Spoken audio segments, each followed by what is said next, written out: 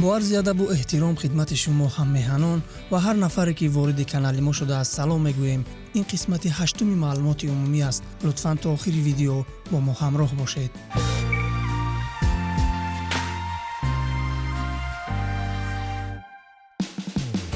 آیا می‌دانستید که اقیانوس اتلانتیک از اقیانوس آرام شورتر است؟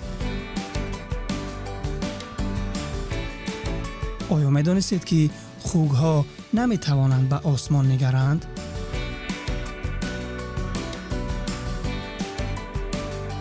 آیا می‌دانستید که شیرینی یا شکلات بر عصب و قلب سگ تأثیر بد دارد؟ با کم شکلات می‌توان یک سگ را کشت، ولی این کار را نکنید.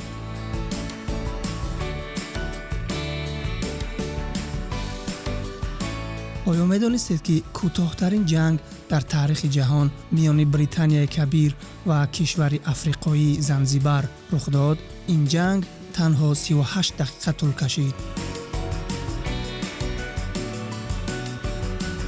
آیا می‌دانستید که فقط قورباغه‌های نرینه قرقر می‌کنند؟ آیا می‌دانستید که مردان حدود 5-6 لیتر خون در بدنشان دارند، در حالی که زنان تقریباً 4-4.5 لیتر دارند؟ آیا می‌دانستید که دکترها در بریتانیا اجازه ندارند در وقت کاری انگشترین به دست داشته باشند؟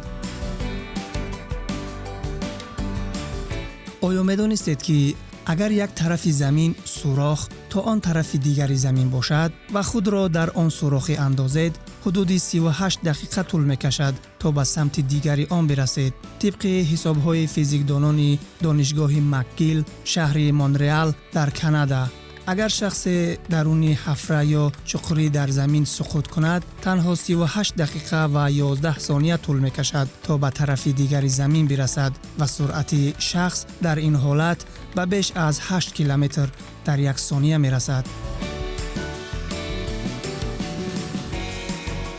آیا می‌دانستید که خودکشی در بریتانیا غیر قانونی بود و اگر کسی را هنگام خودکشی دستگیر می‌کردند، اعدامش می‌کردند، یعنی به ضرر می‌گردانیدند؟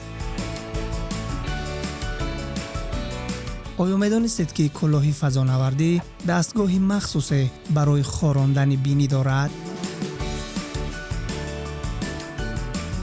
تشکر زیاد که این ویدیو رو تماشا کردید. اگر به شما پسند اومد لایک گذارید، عضو کانال ما شوید، زنگوله رو فراموش نکنید تا که از ویدیوهای بعدی آگاه شوید. هر کجایی که باشید خدا نگهدار و مددگارتان باشد.